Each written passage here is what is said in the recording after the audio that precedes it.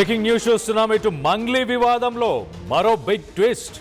ఇటు advocate సుబ్బారావుకి breath analyser test చేయడం పైన ఇటు హైకోర్టు చాలా సీరియస్ అయింది. పంజాగుట్ట సిఐ రామకృష్ణకి ప్రస్తుతానికి హైకోర్టు నోటీసులను జారీ చేసింది. తదుపరి విచారణ 2 వారాలకి వాయిదా వేశారు. ఇటు మంగ్లీ వివాదంలో కేసు విచారణ ఎక్కడి వరకు వచ్చిందో తెలుసుకునేందుకు ఇటు పంజాగుట్ట పిఎస్కు వెళ్ళిన అడ్వకేట్ సుబ్బారావుకి బ్రీత్ అనలైజర్ టెస్ట్ ఇటు సిఐ రామకృష్ణ పోలీస్ స్టేషన్లోనే చేశాడు. పోలీస్ స్టేషన్కి వచ్చే పిటిషనర్కి అసలు బ్రీత్ అనలైజర్ టెస్ట్ చేయడం ఏంటని హైకోర్టు ఆగ్రహాన్ని వ్యక్తపరిచింది.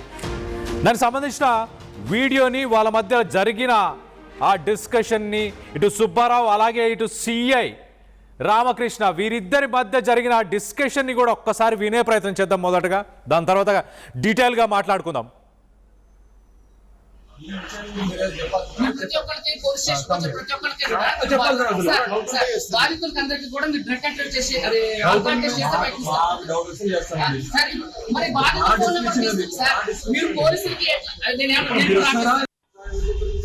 నాకు ఫోన్ చేశారు కదా, ఏఎస్ఐ ఫోన్ చేశారు సార్. ఈ కేసులో నిజంగా సార్ ఇది చాలా అన్ఫేర్ సార్. నేను కూడా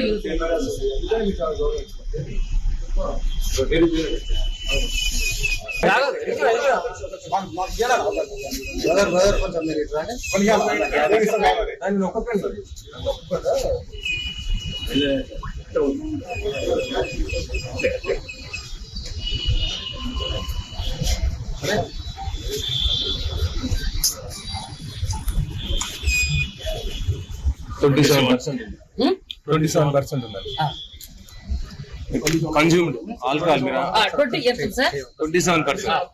సరే తీయండి, ఇదంతా తీసుకో. Okay sir, thank you.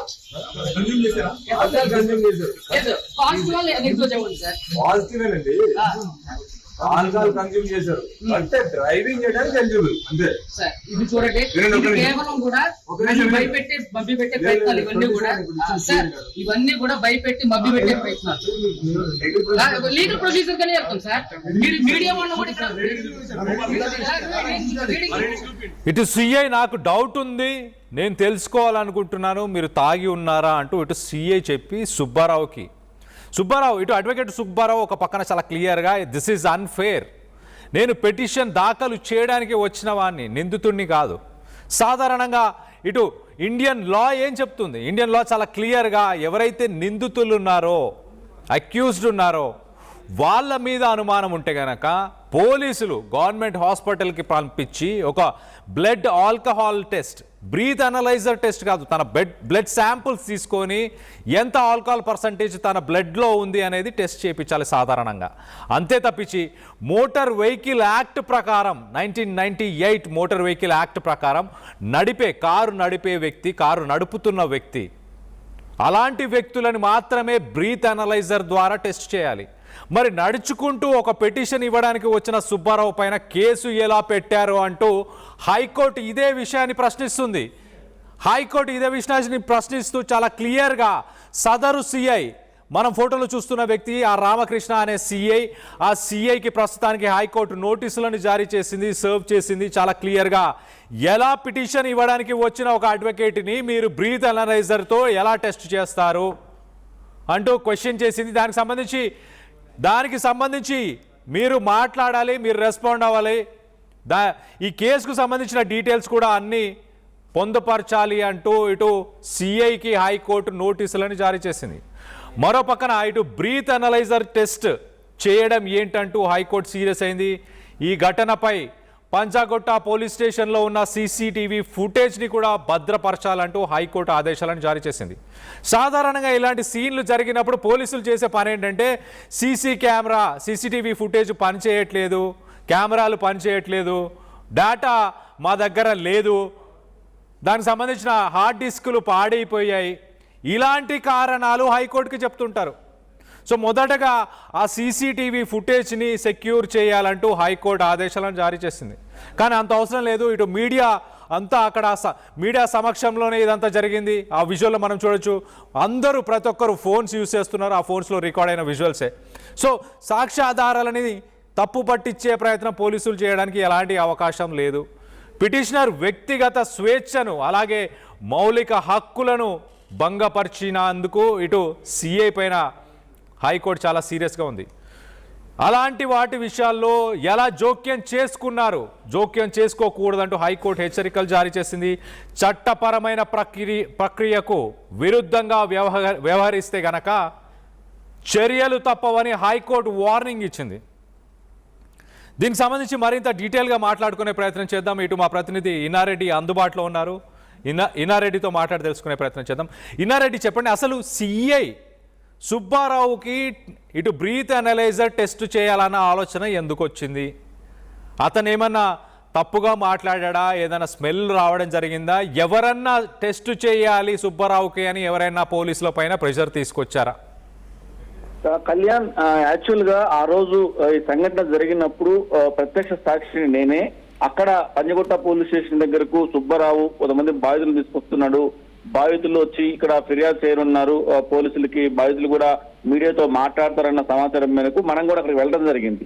ఆ వెళ్ళిన నేపథ్యంలో అక్కడ మొట్టమొదటిగా జరిగిన సీన్ ఏంటంటే సుబ్బారావు వస్తానని చెప్పేసి పోలీస్ స్టేషన్ లోపల మొత్తం కెమెరాలు పెట్టుకుంటే సిఐ సీరియస్ గా వచ్చి మీరు ఎందుకు పెట్టారు కెమెరాలు అంటే, ఇట్లా మీకు కంప్లైంట్ ఇవ్వడానికి బాధితులు వస్తున్నారు సార్, దానికోసం పెట్టామంటే మొత్తం తీసేయండి, ఎవరు పెట్టారని చెప్పేసి కాస్త మీడియాతో కూడా కొంచెం వాగ్వాదం చేసి ఒక మాట కూడా అనడం జరిగింది. అవసరమైతే లోపలేస్తా అని చెప్పి అంటాం. తర్వాత మీడియా ప్రతినిధులు సంబంధిత పై అధికారులు చెప్పడం, ఈ హడావిడి నడుస్తున్న నేపథ్యంలో ఈలోగా సుబ్బారావు రావడం జరిగింది.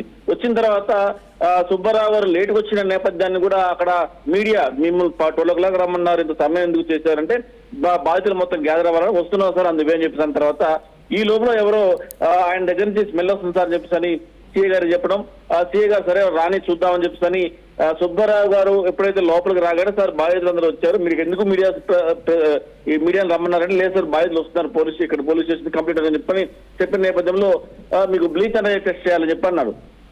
సార్ నేను కంప్లైంట్ ఇవ్వడానికి వచ్చాను, నాకు దగ్గర బాధితులు వస్తున్నారు, వచ్చినప్పుడు రావచ్చులే ముందు బ్లీచ్ అనేది టెస్ట్ ఇవ్వండి అని చెప్పేసి కాస్త యారగెంట్ గా మాట్లాడటం అనేది మనం చూసాం.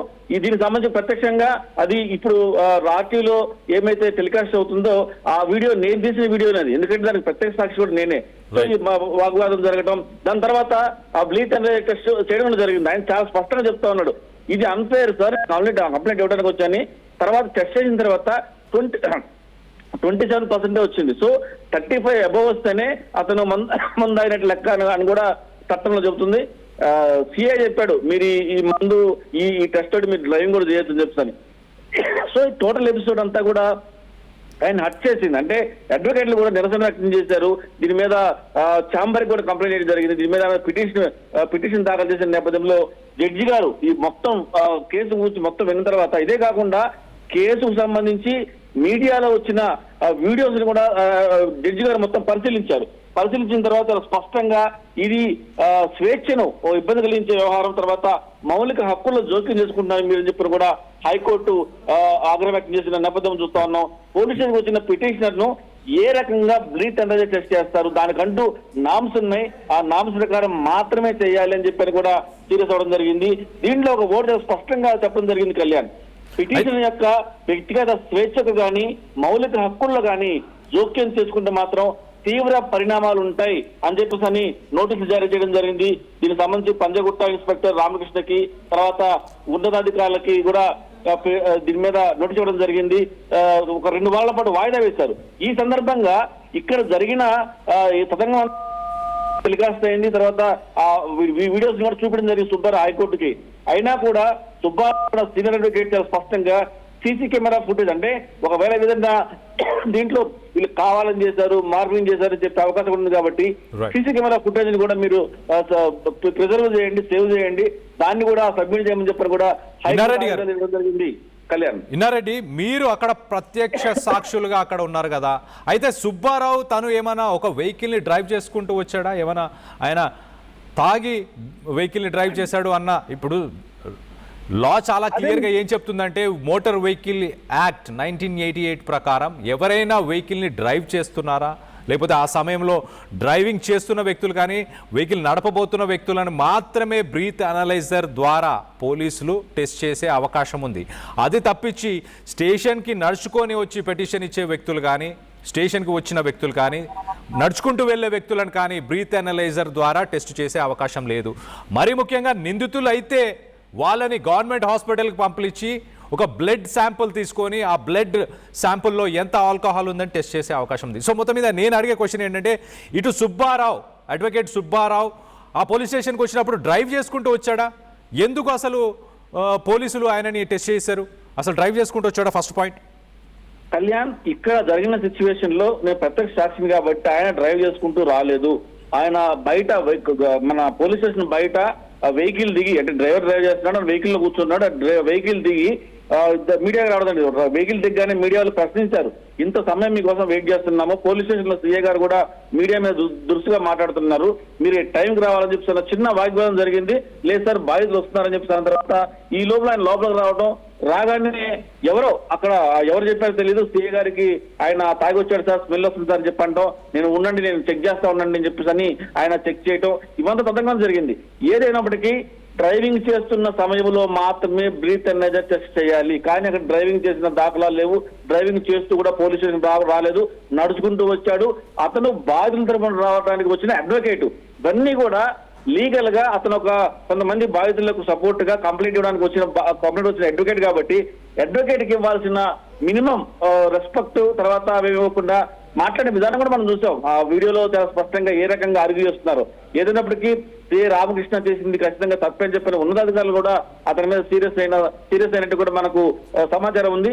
హైకోర్టు కూడా చాలా స్పష్టంగా ఇలా నడుచుకుంటూ వచ్చే వాళ్ళని, పోలీస్ స్టేషన్కి వచ్చే వాళ్ళని, తర్వాత ఇలా బాధితుల్ని అంటే కంప్లీట్ ఇవ్వడానికి వచ్చిన వాళ్ళని ఇలా బ్రీత్ అనలైజర్ టెస్ట్ చేయడం అనేది టోటల్ గా ఇల్లీగల్. ఇది స్వేచ్ఛకు అలాగే మౌలిక హక్కులకు భంగం కలిగించింది కాబట్టి ఇలాంటి కనుక మళ్ళీ కనుక రిపీట్ చేస్తే ఎట్టి పరిస్థితుల్లో మేము తగిన చర్యలు తీసుకుందామని చెప్పని కూడా హైకోర్టు చాలా సీరియస్ గా కామెంట్ చేసింది. మరో 2 వారాల్లో మీరు దీని మీద సమాధానం ఇవ్వాలని చెప్పని కూడా నోటీస్ ఇచ్చిన తర్వాత దీని మీద పోలీసు ఉన్నతాధికారులు కూడా చాలా సీరియస్ గా తెలుస్తా ఉంది. ఇది టోటల్ గా అన్ఫేర్. ఆయన సుబ్బారావు గారు మా వీడియో చూడొచ్చు. ఇది ఇన్నారెడ్డి మీరు ఒక్కసారి అలా లైన్ లో ఉండండి. ఇన్నారెడ్డి మీరు ఒక్కసారి లైన్ లో ఉండండి. కొన్ని కామెంట్స్ వస్తున్నాయి, ఆ కామెంట్స్ ని కూడా మీకు చదివి వినిపించే ప్రయత్నం చేస్తా. ఒక్కసారి మనం చూస్తే కనుక ఇటు విఎస్కే కామెంట్ చేశారు. ఇటు విఎస్కే ఏమని కామెంట్ చేస్తున్నారంటే, సిఐకి మంగ్లీ ఆల్రెడీ ఏదో లింక్ ఉంది, ఆయమ చెప్పడం వల్లనే ఇటు అడ్వకేట్ స్టేషన్కి వచ్చిన వెంటనే ఆయన తాగి ఉన్నాడా అంటూ ఒక బ్రీత్ అనలైజర్ టెస్ట్ చేశారు అంటూ కామెంట్ చేస్తున్నారు. మరొకరు ఇటు సిఐని సస్పెండ్ చేయాలి అంటూ ఇటు శోభన్ రాజు ఆలపాటి ఆయన కామెంట్ చేశారు. ఇటు రవి కిరణ్ కామెంట్ చేశారు, పర్ఫెక్ట్, కరెక్ట్, 100% కరెక్ట్ అంటూ ఇటు మంగ్లీ కామెంట్స్ని సపోర్ట్ చేస్తున్నారు. అంటే మంగ్లీకి సిఐకి కనెక్షన్ ఉంది అంటూ కొంతమంది కామెంట్ చేస్తున్నారు. మరో పక్కన ముందు ఇతనికి ఉరిశిక్ష వేయాలి, పోలీసులు అందరికీ డబ్బు బాగా జల్లారు, అందుకే పోలీసులు ఇలా వ్యవహరిస్తున్నారు అంటూ మరొకరు కామెంట్ చేశారు. జైల్లో వేస్తా అన్నాడేమో అంటూ మరొకరు కామెంట్ చేశారు. మంగ్లీ కేసు ఎటు పోవాలి, ఎటు పోతుంది, ధర్మం, న్యాయం, నీతి, నిజాయితీ అంతా చరిత్రేనా, నీతి నిజాయితీ లేదా అంటూ ఇటు ప్రశ్నిస్తున్నారు. మరొకరు మంగ్లీని జైల్లో వేస్తా అన్నాడేమో అంటూ మరొకరు కామెంట్ చేశారు. సో మొత్తం మీద సిఐ కావాలనే టెస్ట్ చేశాడు, అసలు టెస్ట్ చేయాల్సిన సందర్భం కాదంటూ ఇటు ప్రవీణ్ కరక కామెంట్ చేశారు. సో డిఫేమేషన్ కేసు ఫైల్ చేయండి అంటూ మరొకరు ఇటు ఉమాశంకర్ కామెంట్ చేస్తున్నారు. సో మొత్తం మీద మంగ్లీ ఇన్వాల్వ్మెంట్ ఉందా అంటూ చాలామంది ప్రశ్నిస్తున్నారు. సిఐ కావాలనే ఒక బ్రీత్ అనలైజర్ టెస్ట్ చేశారంటూ కూడా కామెంట్స్ వస్తున్నాయి. మొత్తం మీద ఇన్నారెడ్డి ఇటు చాలామంది మంగ్లీ ఇన్వాల్వ్మెంట్ ఉంది, ముందుగానే వచ్చిన వెంటనే ఇటు సిఐ కానీ మిగతా వ్యక్తులు కానీ ఎందుకు టెస్ట్ చేశారు, కావాలనే టెస్ట్ చేశారంటూ కామెంట్స్ వస్తున్నాయి. దీన్ని మనం ఒక రకంగా పాజిటివ్గానే తీసుకోవాలి. అంటే నిజంగానే ఇటు పోలీసులు కావాలనే వచ్చిన వెంటనే టెస్ట్ చేశారా, లేకపోతే కొంత మాట్లాడిన తర్వాత టెస్ట్ చేశారా ఇన్నారెడ్డి? మనం చూసిన ఏమైతే కామెంట్స్ లో ఉన్నాయో చాలా మంది కూడా చాలా పర్ఫెక్ట్ గా, అంటే ఇక్కడ ఏం జరిగిందన్న ఆసక్తి తోటి జరిగిందని నిరసిస్తూ కూడా మెసేజ్ చెప్తూ జరుగుతా ఉంది. అయితే ఇక్కడ నిన్న ఆర్గ్యుమెంట్ లో ఒక విషయం కూడా ఒక ప్రస్తావనకు వచ్చింది. మొట్టమొదట సుబ్బారావు అనే అడ్వకేట్ దీంట్లో కంప్లైంట్ ఇవ్వడం జరిగింది. కంప్లైంట్ ఇచ్చిన తర్వాత మధు మీద, తర్వాత దీంట్లో మంగళికి సంబంధించిన వాళ్ళ వ్యక్తుల మీద కంప్లైంట్ ఇచ్చిన తర్వాత పిటిషన్ కంప్లైంట్ ఇచ్చిన తర్వాత మళ్ళీ దానికి కౌంటర్ గా ఇంకో పిటిషన్ ఇవ్వడం జరిగింది మంగళి కూడా. సో దాన్ని కూడా కన్సిడర్ చేసి దాన్ని కూడా ఎఫ్ఐఆర్ చేస్తున్నా అని చెప్పారు కూడా సీఏ చెప్పారు. ఏదైనా సరే ఒకళ్ళ మీద ఒక ఆరోపణ వచ్చినప్పుడు ఆ ఆరోపణ నిరూపణ కావాల్సి ఉంది, దాని మీద ఎంక్వైరీ జరగాల్సి ఉంది. జరిగిన తర్వాత వీళ్ళు కూడా తర్వాత పిటిషన్ ఇస్తే ఈ పిటిషన్ కూడా తీసుకునే అవకాశం ఉంది. కాబట్టి ఈ పిటిషన్ సబ్మిట్ చేసిన వెంటనే ఇమీడియట్ గా మంగళి ఇచ్చిన పిటిషన్ కూడా యాక్సెప్ట్ చేసుకోవడం జరుగుతా ఉంది. దీంట్లో పబ్లిక్ ఒకటే కోరుతున్నారు, సుబ్బారావు ఇచ్చిన ఎవిడెన్స్లు ఏంటి, మంగళి ఇచ్చిన ఎవిడెన్స్లు ఏంటి. సుబ్బారావు అంటే బాధితుల తరఫున వాళ్ళకి అడ్వకేట్ గా లీగల్ అడ్వైజర్ గారికి వచ్చి కంప్లైంట్ ఇచ్చాడు. సో ఆయన మీద కంప్లైంట్ అనేది ఎక్కడ జరగల. ఎక్కడైనా సరే మనం చూస్తా ఉన్నాం, ఇద్దరు వ్యక్తుల మధ్య గొడవ జరిగింది అనుకోండి, ఎవరైతే కంప్లైంట్ ఇచ్చారో అతని మీదనే యాక్షన్ తీసుకునే అవకాశం. కానీ ఇక్కడ కంప్లైంట్ ఇచ్చింది అడ్వకేట్ కాబట్టి అడ్వకేట్ మీదనే ఆమె కంప్లైంట్ ఇచ్చిన నేపథ్యం చూస్తా ఉంటే ఖచ్చితంగా ఏదో జరిగింది. డిపార్ట్మెంట్ సంబంధించిన ఇన్స్పెక్టర్ కూడా అంటే వాళ్ళకి పాజిటివ్ గా ఉన్నానని చెప్పిన కామెంట్స్ వస్తున్నాయి. కానీ ఇక్కడ అలాంటిది మనకి ఇక్కడ కూడా అనుమానపడాల్సిన పని లేదు. ఎందుకంటే తెలంగాణ పోలీసులు ఎవరో కొంతమంది ఇది నేరగంట గా ఒకవేళ అర్థం మాట్లాడవచ్చు, బ్రీత్ అనలైజ్ చేయడం పర్ఫెక్ట్ గా తప్పు. కాకపోతే ఆయన నడుచుకుంటూ వచ్చాడు, నడుచుకుంటూ వచ్చిన తర్వాత ఆర్గ్యుమెంట్ జరిగింది. ఆర్గ్యుమెంట్ లో భాగంగా ఆయన మాట్లాడే విధానం కరెక్ట్ గా లేదు. అలాగే బ్రీత్ అనలైజ్ టెస్ట్ చేయడం అనేది కూడా చాలా తప్పు, స్వేచ్ఛకు భంగం అని చెప్పి హైకోర్టు చెప్తా ఉంది. సో ఇవన్నీ ఒక పక్కన పెడితే ఖచ్చితంగా ఇది పోలీసు ఉన్నతాధికారుల దృష్టికి వెళ్ళింది కాబట్టి ఫర్దర్ గా సీరియస్ యాక్షన్ ఉండబోతుందని చెప్పి మనకు సమాచారం ఉంది. మనం కూడా హైర్ అఫీషియల్తో మాట్లాడినప్పుడు దానికి సంబంధించిన వీడియోస్ తెప్పించుకున్నారు. తర్వాత కోర్టు ఆర్డర్ వచ్చిన తర్వాత మేము దీని మీద యాక్షన్ తీసుకున్నాం కూడా చెప్పడం జరుగుతా ఉంది. ఏదైనా కూడా సుబ్బారావు బాధితుల తరపున మాట్లాడుతున్నప్పుడు ఇలాంటి జరగడం అనేది మాత్రం నిజంగా ఇది వన్ సైడ్ పోతుందా లేకపోతే వన్ సైడ్ కావాలని చేస్తుందా అని చెప్పిన అనుమానాలు మాత్రం ప్రజల్లో ఉన్నమాట వాస్తవమే. Kalyan right in ready, thanks for the latest update. మొత్తం మీద ఇటు సుబ్బారావు పైన బ్రీత్ అనలైజర్ టెస్ట్ చేయడానికి ఎలాంటి అధికారాలు కూడా ఇటు సిఐ రామకృష్ణకి లేవు అంటూ ఎలా చేశారు దానికి సంబంధించి ఎక్స్ప్లెనేషన్ ఇవ్వాలి ఖచ్చితంగా. అలాగే కేసు డీటెయిల్స్, కేసు వివరాలు, కేసు ఎక్కడ దాకా కొనసాగింది, ఇంట్రాగేషన్, దానికి సంబంధించి ఇన్వెస్టిగేషన్ ఎక్కడ దాకా వచ్చింది అంటూ అవన్నీ కూడా సబ్మిట్ చేయాలని హైకోర్టు చాలా సీరియస్ అయింది. దానికి సంబంధించిన ఆ వీడియోని కూడా ఒకసారి జడ్జి మాట్లాడిన మాటలను కూడా ఒక్కసారి వినే ప్రయత్నం చేద్దాం. ఇటు సిఐ రామకృష్ణపై జడ్జి ఎలా విరుచుకుపడ్డాడు అనేది ఒక్కసారి ఆయన మాటలను వినే ప్రయత్నం చేద్దాం. 2026. It is precisely a week later. For the sections imposed for the sections punishable under for the offences punishable section 3512, 352 of BNS, which action itself would clearly exhibit the intent of the official respondent to frighten the petitioner here, stating so he would seek to pass off property.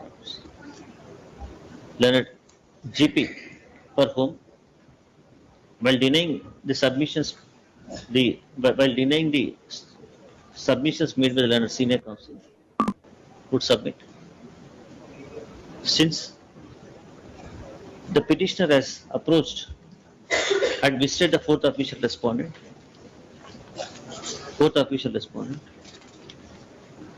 in inebriated condition, along with victims stated to have been along with and as well as the media persons by intimating them in prior, by giving the prior notice to the police station and 2020. ఇక్కడ సదరు జడ్జితో ఇటు advocate మాట్లాడుతున్నప్పుడు చాలా క్లియర్గా the intent of official respondent వాళ్ళ intentions, the intent of official respondent అంటే police అధికారులు వాళ్ళ స్టేషన్కి వచ్చినప్పుడు ఇలా దురుసుగా ప్రవర్తించడం, వాళ్ళకి ఎలాంటి అధికారం లేదు, ఒక బ్రీత్ అనలైజర్ టెస్ట్ చేయడానికి ఎలాంటి అధికారం లేకపోయినా వాళ్ళు బ్రీత్ అనలైజర్ టెస్ట్ని పట్టుపట్టి మరీ చేపించడం. అప్పటికే advocate Subbarao this is not fair sir, ఇది కరెక్ట్ కాదు సార్ అంటూ సుబ్బారావు 2-3 సార్లు చెప్పినా కూడా వినలేదు. లేదు మీరు టెస్ట్ తీసుకోండి, నాకు డౌట్ ఉంది అంటున్నాడు. సిఐ రామకృష్ణ నాకు డౌట్ ఉంది అన్న మాట మాట్లాడాడు. తనకు డౌట్ ఉండడం ఏంటి? తను ఒక గవర్నమెంట్ సర్వెంట్, తను ఒక public servant. Is not a individual, he's part of a organization, he's part of a administration, he's part of executionary body. అలాంటి ఒక పొజిషన్లో నేను యూనిఫామ్లో ఉన్నాను అంటూ మాట్లాడాడు. మళ్ళీ ఇటు సుబ్బారావు కూడా నేను యూనిఫామ్లో ఉన్నాను సార్, ఇది ఫేర్ కాదు అన్న మాటలు కూడా సుబ్బారావు చెప్పే ప్రయత్నం చేశాడు. అయినా కూడా అస్ససే మీరా వినలేదు. నీకు డౌట్ ఉంటే బ్లడ్ ఆల్కహాల్ టెస్ట్ చేయించాల్సింది, గవర్నమెంట్ హాస్పిటల్కి బ్లడ్ శాంపుల్ పంపించాల్సింది. అసలు దానికి కూడా ఎటువంటి అధికారం లేదు సిఐకి. ఇటు సుబ్బారావు నిందితుడు కాదు, బాధితుల తరఫున మాట్లాడడానికి వచ్చిన అడ్వకేట్. ఎలాంటి రైట్స్ సిఐ రామకృష్ణకు ఉండవు. అయినా కూడా తన అధికారాన్ని దుర్వినియోగం చేశాడు అంటూ ఖచ్చితంగా ఇక్కడ హైకోర్టు కూడా దాన్ని గమనించింది, చాలా సీరియస్గా తీసుకుంది. ఇటు కోర్టులో కూడా అదే ఆర్గ్యుమెంట్స్ జరిగాయి. అతని ఇంటెన్షన్స్ క్లియర్గా లేవు. స్టేషన్లోకి వచ్చిన వెంటనే మీడియాని ఎందుకు తీసుకొచ్చావు, మీడియాని ఎందుకు ఇన్వాల్వ్ చేస్తున్నావు, నీ మీద నాకు డౌట్ ఉంది, ఆల్కహాల్ టెస్ట్ తీసుకో. మరి ఎవరైనా పురమాయించారా? ఎవరైనా కావాలనే వచ్చి రాగానే వాడు తాగి ఉంటారు, సుబ్బారావు తాగి ఉంటాడు, ఖచ్చితంగా నువ్వు ఆల్కహాల్ టెస్ట్ చేయి అంటూ ఎవరైనా అతనికి ఇన్స్ట్రక్షన్స్ ఇచ్చారా? పై అధికారులు ఇన్స్ట్రక్షన్స్ ఇచ్చారా? ఎవరైనా పొలిటీషియన్స్ ఇచ్చారా? లేకపోతే ఈ కేసులో ఎవరి పేర్లు అయితే వస్తున్నాయో వాళ్ళేమైనా ఇచ్చారా? డైరెక్టర్స్ కానీ, మంగ్లీ కానీ, మిగతా వ్యక్తులు ఎవరైనా ఇచ్చారా? సో మొత్తం మీద కొన్ని కామెంట్స్ కూడా ఇంట్రెస్టింగ్ కామెంట్స్ వచ్చాయి. ప్రతి పోలీస్ స్టేషన్ లోపల సీసీ కెమెరాలు పెట్టాలి, గవర్నమెంట్ పెట్టారు. కానీ ఆ సీసీ కెమెరాస్లో ఆ కెమెరాస్ పనిచేయట్లేదు, ఆ హార్డ్ డిస్కులు పనిచేయట్లేదు అన్న కారణాలు చెప్తుంటారు పోలీసులు. ఎప్పుడు పోలీసులకి మంగ్లీ అమ్ముడు పోయారని తెలుస్తుంది, పోలీసులు మంగ్లీకి అమ్ముడు పోయారని తెలుస్తుంది అంటూ మరొకరు నాగేంద్ర ప్రసాద్ చెప్పుకొస్తున్నారు. యూనిఫామ్ తీయించాలి కోర్ట్, ఆ యూనిఫామ్ తీయించాలి, అలాంటి పోలీసులకు యూనిఫామ్ ఉండకూడదు అంటూ ఇటు భరత్ వైఎం కామెంట్ చేశారు. ఒకరు బలి అమ్మా మంగ్లీ అనే స్థానం నుంచి అమ్మో మంగ్లీ అనే స్థానానికి దిగజారిపోయింది. మంగ్లీని గురించి మాట్లాడుతున్నారు. అమ్మ మంగ్లీ అనే స్థానం నుంచి అమ్మో మంగ్లీ అనే స్థానానికి దిగజారిపోయిందంటూ ఇటు ప్రవీణ్ కుమార్ కామెంట్ చేశారు. మరొకరు ఆ సిఐని డిస్మిస్ చేయాలి, సస్పెండ్ చేయాలి, CI should be suspended, looks like he is influenced by someone. ఇటు టెక్ ట్యూటోరియల్ కామెంట్ చేశారు. He should have to do breath analysis, breath analyser test, drug test to Mangli also. మంగ్లీకి కూడా test చేయాలి, మంగ్లీకి కూడా drug test చేయాలి అంటూ ఇటు tech tutorial comment చేశారు. మంగ్లీకి ఎందుకు చేయలేదు మరి అంటూ, ఆమె వచ్చినప్పుడు ఆమెకు ఎందుకు చేయలేదు అంటూ క్వశ్చన్ చేస్తున్నారు. ఇక్కడ మంగ్లీ బల ప్రదర్శన చేసే ప్రయత్నం చేస్తుంది అంటూ ఇటు డిస్కషన్ వస్తుంది, ఆరోపణలు వస్తున్నాయి. ఇటు సుబ్బారావు ఒక సిఐ దగ్గరికి వెళ్ళి, ఒక పోలీస్ స్టేషన్కి వెళ్ళి తను కంప్లైంట్ ఇచ్చే ప్రయత్నం చేసినప్పుడు మంగ్లీ మాత్రం పై స్థాయి అధికారులు, ఒక కమిషనర్ స్థాయి, ఒక డీజీపీ స్థాయి అధికారుల దగ్గరికి ఎందుకు వెళ్తుంది అంటే బాధితులను భయపెట్టడానిక? తను కూడా ఒక సాధారణ పోలీస్ స్టేషన్కి వెళ్ళి మాట్లాడి ఉండొచ్చు కదా, అదే పంజాగుట్ట పోలీస్ స్టేషన్కి వెళ్ళి మాట్లాడి ఉండొచ్చు కదా, నార్సింగి పోలీస్ స్టేషన్కి వెళ్ళి మాట్లాడి ఉండొచ్చు కదా. డైరెక్ట్గా కమిషనర్ లెవెల్లోనో డీజీపీ లెవెల్లో ఉన్న వ్యక్తులను కలవాల్సిన అవసరం ఏముంది? అంటే బాధితులను భయభ్రాంతులకు గురి చేయడానిక? నాకు పై స్థాయి అధికారులకు కలవడానికి నాకు ఆ యాక్సెస్ ఉంది, వాళ్ళని ఎప్పుడైనా కలవచ్చు, నేను నా స్థాయి ఇదే అని చూపించే ప్రయత్నం చేసిందా అంటూ ఆరోపణలు వస్తున్నాయి. సో మొత్తం మీద ఈ విషయంలో సిఐ చేసిన ఈ పనిని మీరు తప్పుపడుతున్నారా?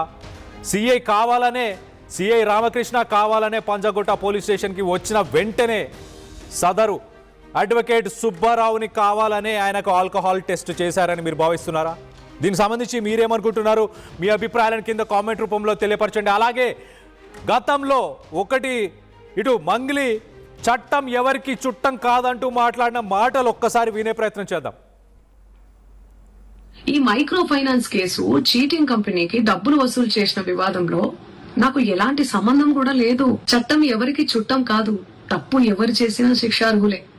ఈ మైక్రో ఫైనాన్స్ అనే పదమే నాకు తెలియదు. అలాంటిది నేను ఇంత పెద్ద కుట్ర చేశాను అనే అభియోగాలు నాపై రావడం నన్ను చాలా దిగ్భ్రాంతికి గురి చేసింది. నన్ను ఆదరిస్తున్న తెలుగు కుటుంబ సభ్యులకు మళ్ళీ చెప్తున్నా, మీ మంగ్లీ ఎలాంటి తప్పు చేయలేదు, ఈ కేసుకు నాకు ఎలాంటి సంబంధము లేదు. అబద్ధాన్ని అబద్ధమని చెప్పి ఇంత గొంతు చింపుకొని చెప్తున్నా కూడా నాపై బురద చల్లడం ఆగడమే లేదు. అందుకే ప్రతి చేతిలో ఉన్న మొబైల్ కు, రిమోట్ కు నా మొర చెప్పుకుంటున్నాను. చట్టాన్ని గౌరవించే పౌరురాలిగా బాధితులకు న్యాయం జరిగేందుకు, దర్యాప్తు అధికారులకు సహకరించేందుకు నేను సిద్ధంగా ఉన్నానని మీకు విజ్ఞప్తి చేసుకుంటున్నాను.